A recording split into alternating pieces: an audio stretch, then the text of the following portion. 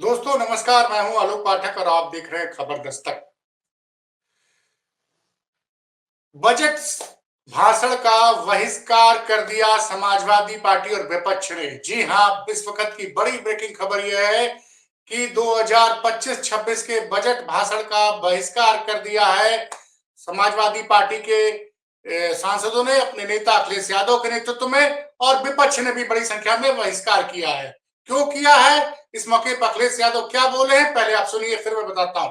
ये जो बजट है, अगर हम इसको 12वां मान लें, 11वां मान लें, 12 साल बाद कुंभ आता है। जो सरकार को आंकड़े देने चाहिए थे, हमारे लिए आज बजट के आंकड़ों से ज्यादा जरूरी है कि जिन लोगों की जान गई है वो आंकड़े। जो सरकार मरने वालों का आंकड़ा न दे सके, जो सरकार खोए लोगों का आंकड़ा न दे सके, जो खोया पाया केंद्र है उसमें बड़ी संख्या में लोग भटक रहे हैं। कुंभ में लोग अपने मोबाइल पे अपने परिवार के सदस्यों की तस्वीर लेकर के, कोई अपनी मां की तस्वीर लेकर के, कोई अपने बेटे की तस्वीर लेकर के, कोई अपने परिवार के सदस्य की तस्वीर लेकर के कुंभ में लोग भटक रहे हैं, लेकिन सरकार उसकी जानकारी के लिए कोई इंतजाम नहीं किया है। जो आंकड़े बताए जा रहे हैं जान जाने के, वो झूठे आंकड़े हैं। जिस सरकार को 17 घंटे से ज्यादा लग गया हो जानकारी देने के लिए कि वहां पर भगदड़ हुई है, लोगों की जान गई है, और जब हम और आप लोग बात कर रहे हैं 100 घंटे से ज्यादा हो जाएंगे। लोग जो स्नान लेना चाहते थे, कुंभ में स्नान नहीं करा पाई सरकार। लोग त्रिवेणी में जाते हैं स्नान के लिए, स्नान नहीं करा पाई। और कोई भी ऐसा शंकराचार्य, साधु, संत और देश का बड़ा साधु ऐसा नहीं है जो महाकुंभ में न रहा हो। इनके किस आंकड़े को हम यकीन माने? जो लोग कहते थे डिजिटल इंडिया, उस महाकुंभ में हजारों सीसीटीवी कैमरे हैं, उस कुंभ में हजारों ड्रोन से उन्होंने समय समय पर जानकारी हासिल की। क्या सरकार के पास मरने वालों के आंकड़े नहीं है? क्या सरकार के पास जो खोए हैं उनके आंकड़े नहीं है? जो सड़कों पे चले गए, मर गए लोग जाकर के, लोग अयोध्या गए, वो प्रभु श्री राम के मंदिर का दर्शन नहीं कर पाए। जो लोग बनारस गए उसका दर्शन नहीं कर पाए, सड़कों पे रातें गुजारी हैं लोगों ने। सुनो, ये वर्ल्ड की इकोनॉमी 5th लार्जेस्ट से 3rd लार्जेस्ट ले जाना चाहते हैं। जो सड़कों पर लोग सोए हैं 12-12 घंटे, एक दिन, 2-2 दिन। कई लोग जो बाहर से चल करके अपने इंतजाम से आए थे, आप पता कर लीजिए प्रयागराज से अयोध्या जाने में कितना समय लगा है लोगों को। 12 घंटे, 16 घंटे, एक दिन लगा है। कोई दर्शन नहीं कर पाया। कोई बनारस गया, गाड़ियां आने नहीं दी किसी की। अगर बनारस के लोग में तब भी नहीं गाड़ी देने दें। ये क्या इंफ्रास्ट्रक्चर बना रहे हैं? प्रधानमंत्री का क्षेत्र क्यूट को बना रहे थे। जिनके पास ये सपना नहीं है, विजन नहीं है कि देश की आबादी क्या और कितना बड़ा इंफ्रास्ट्रक्चर होना चाहिए। जिस महाकुंभ में लोकसभा के टीवी में प्रचार हुआ, कल भी मैं जब था लोकसभा के टीवी में प्रचार हुआ, आप सब चैनल वाले लोग हैं, आप पर न जाने कितना बड़ा पैकेज देकर के प्रचार कराया गया। जब 40 करोड़ लोगों का इंतजाम करना था तो क्या आपने इंतजाम किया? आप स्नान को लेकर के आपने तो आंकड़े पेश कर दिए कि 10 करोड़ लोगों ने स्नान कर लिया, लेकिन किनकी जान गई है, कौन खो गया है, उसकी आपके आंकड़े ही नहीं है। सुना आपने। दरअसल कुंभ में वो ये चाह रहे थे, कुंभ पे जो हादसा हुआ है और उसके बारे में सरकार खेद प्रकट करे लोकसभा में और श्रद्धांजलि दी जाए। पहले कुंभ में जिन लोगों की जान गई, वो बार बार कह रहे कि हिंदुओं की जान गई। एक वीडियो और आया है, मैं कहूंगा कंट्रोल रूम से लगा देगा, वो लग जाएगा, उसको देखिएगा। तो ये मुद्दा उन्होंने पकड़ रखा है कि कुंभ पे जिन लोगों की जान गई है उस पर सरकार खेद प्रकट करे, उस पर चर्चा करे और मृतकों को श्रद्धांजलि दी जाए। इसी बीच एक और चौंकाने वाली खबर प्रयागराज से आई है कि 29 तारीख को, जी हां 29 तारीख को मौनी अमावस्या के दिन पहले तो एक खबर आती है कि रात को 1:30 से 2 बजे के बीच में संगम नोज पर भगदड़ मची थी, जिसमें 30 मौतें होने की बात फिलहाल सरकार ने स्वीकारी है। उसके अगले दिन खबर आती है कि संगम के दूसरे तरफ, झूसी की तरफ, जो नदी के संगम का दूसरा किनारा है नदी का, वहां पे भगदड़ मची थी, कई लोगों की जान गई थी। फिलहाल उन मौतों को प्रशासन स्वीकार नहीं कर रहा है, जबकि कई वीडियो बयान आ चुके हैं जिसमें प्रत्यक्षदर्शी कह रहे हैं कि उन्होंने कई लोगों की लाशें वहां देखी थी। इसी बीच एक और चौंकाने वाली खबर आई है और ये बताता है कि वहां से सरकार ने पूरी ताकत लगा दी है कि कोई भी सूचना आप तक न पहुंच पाए। अब ये सूचना आ रही है कि 29 तारीख को मुक्ति मार्ग पर एक महामंडलेश्वर की गाड़ी से कुचलकर 5 श्रद्धालुओं की जान गई थी। मतलब ये तीसरी बड़े हादसे की खबर है। 29 तारीख को 5 श्रद्धालुओं की जान चली गई थी। एक महामंडलेश्वर की गाड़ी से 5 श्रद्धालुओं की जान चली गई थी। बाद में पुलिस ने उसके ड्राइवर को गिरफ्तार किया है। कुछ लोग तो कह रहे हैं महामंडलेश्वर को भी गिरफ्तार किया गया है। लेकिन चौंकाने वाली बात है कि आज के जमाने में जहां 24 घंटे मीडिया है, वहां 29 आज जो है उस घटना को हुए 2 दिन बाद ये सूचना सामने आ रही है। तो कितने ऐसी अभी और खबरें आने बाकी हैं, ये पता नहीं चल रहा है कुछ दिन कितने हादसे हुए। वैसे स्वामी अमृतेश्वरानंद का एक बयान था, कल उन्होंने एक चैनल से बात करते हुए बताइए कहा था, जरा उसको भी पहले आप सुन लीजिए। एक जगह नहीं, 2 जगह नहीं, 4 जगह नहीं, 6 जगह ये पुलिस अधिकारियों का कबूलनामा है। बड़े अधिकारी थे, उन्होंने कहा कि 6 जगह घटना हुई है, बहुत हृदय विदारक है। फिर हमारे ब्रह्मचारी ने उनसे पूछा कि कितने लोग चले गए हैं, कुछ है पता? तो उन्होंने कहा कि आधिकारिक आंकड़े 30 हैं, ऐसा कह के चले गए।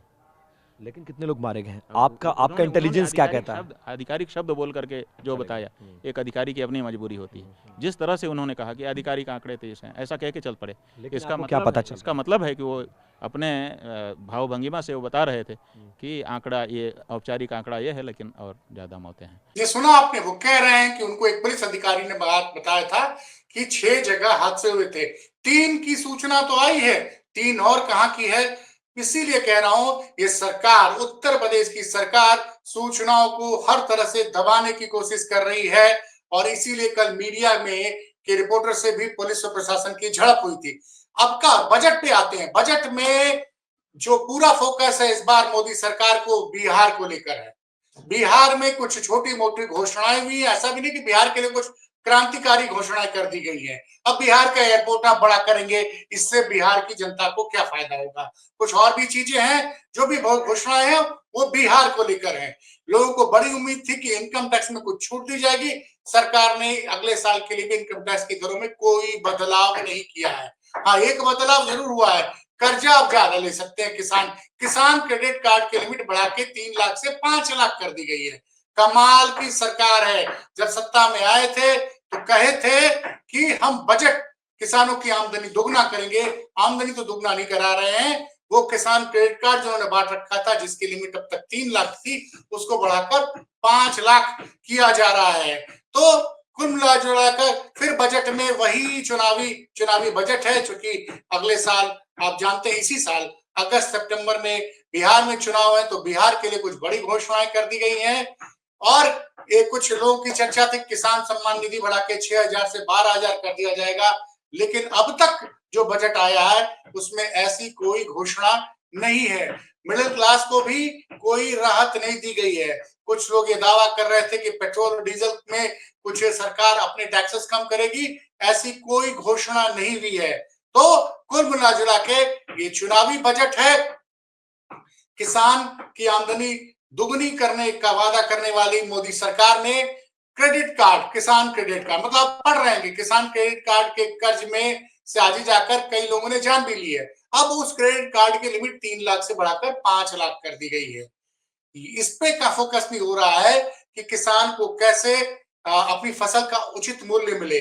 तमाम चीजें हैं। और एफडीआई में फिर इंश्योरेंस के क्षेत्र में 100% एफडीआई अप्रूव कर दी है।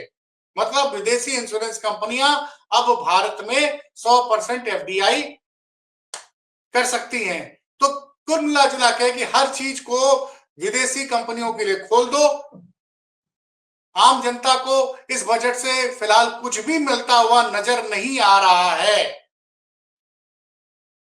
और इनकम टैक्स में जो राहत की उम्मीद थी वो भी नहीं हुआ। कोई भी बड़ी घोषणा इस बजट में नहीं दिख रही है।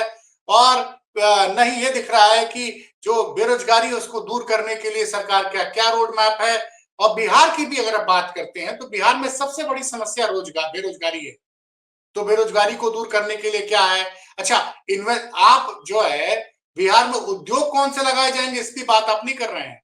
आपने कुछ घोषणाएं मखाना उद्योग के लिए कर दी है, क्योंकि मुझे ज्यादा मखाना जो की खेती होती है इसके बारे में ज्यादा जानकारी नहीं है, लेकिन एयरपोर्ट आप बड़ा कर देंगे उससे बिहार में कैसे रोजगार बढ़ेगा। एक घोषणा की गई है कि जो नेपाल से सटा हुआ एरिया है बिहार का, कोसी वाला, जहाँ पे बाढ़ आती है, उसमें बाढ़ रोकने के लिए कुछ बड़ी घोषणाएं की गई, कुछ बांध बनाए जाएंगे। आप भी जानते हैं कि घोषणाएं हो जाती हैं और 30-30, 40-40 साल तक कोई काम नहीं होता है।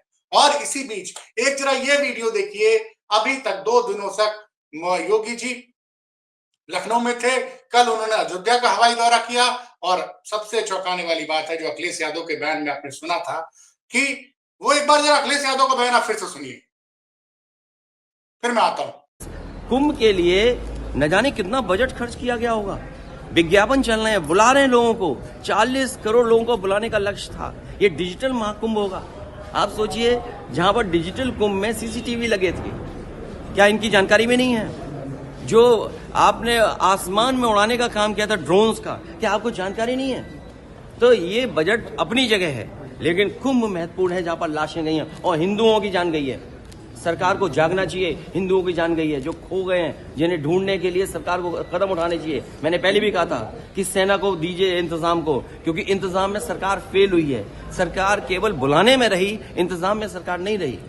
और शाही स्नान पहली बार ऐसा हुआ, साधु संतों ने मना कर दिया कि हम शाही स्नान नहीं करेंगे। उनको छिपाने के लिए फूल वर्षा की गई, जिससे कि संत लोग जान जाए कि किसी की जान नहीं गई है। लाशें अभी भी हैं, आइडेंटिफाई नहीं हुई हैं। सूची आपके पास भी नहीं है। अगर आप भी मांगना चाहो, सूची नहीं दे रहे हैं, बताइए आप बजट ला रहे हो, लेकिन महाकुंभ जिसको दुनिया में आपने प्रचार किया, दुनिया से लोग आए, उसमें जान चली गई, उसकी गिनती नहीं है आपको।